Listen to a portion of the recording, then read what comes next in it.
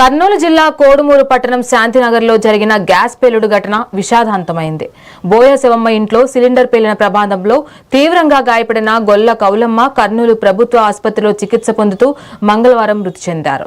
ప్రమాదం జరిగినప్పటి నుండి ఇప్పటి వరకు ఏ ఒక్క అధికారి గాని ప్రజాప్రతినిధి గాని వచ్చి పరామర్శించలేదని మృతురాలి కుటుంబం సభ్యులు అలాగే సిపిఐ నాయకుడు రాజు ఆవేదన వ్యక్తం చేశారు.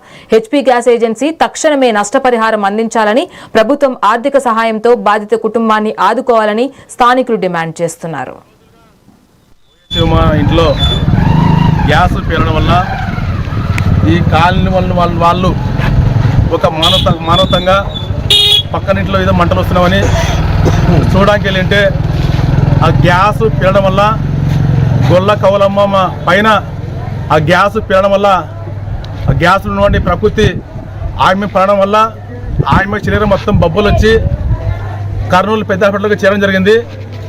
11 రోజులుగా ఆమె పెద్ద హాస్పిటల్లో ఆమెకు వైద్యం చేసినా కూడా ఏ మాత్రం ఫలితం లేదు.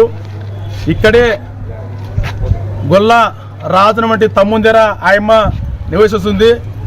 ఆయమ్మ తమ్ముడు చూసుకుంటున్నాడు కాబట్టి ఆమెని ఖచ్చితంగా హెచ్పీ గ్యాస్ వాళ్ళకు వచ్చే క్లైము ఖచ్చితంగా గొల్ల రాజు వంటి తమ్మునికి వాళ్ళకి ఏమైతే వర్గిస్తావో ఇన్సూరెన్స్ ఆ హెచ్పీ గ్యాస్ వాళ్ళు వీళ్ళని ఖచ్చితంగా గుర్తించి దీనిపైన విచారణ చేసి ఎవరైతే హాని జరిగింది హెచ్పీ గ్యాస్ వల్ల ఏం జరిగిందని వాళ్ళ సంస్థ వాళ్ళు ఎంక్వైరీ చేసి ఈ గేర్లో ఎంక్వైరీ చేసి మానవతంగా పోయిన దాకే కదా ఈరోజు జరిగిందని మేము తీవ్రంగా ఖండిస్తున్నాం.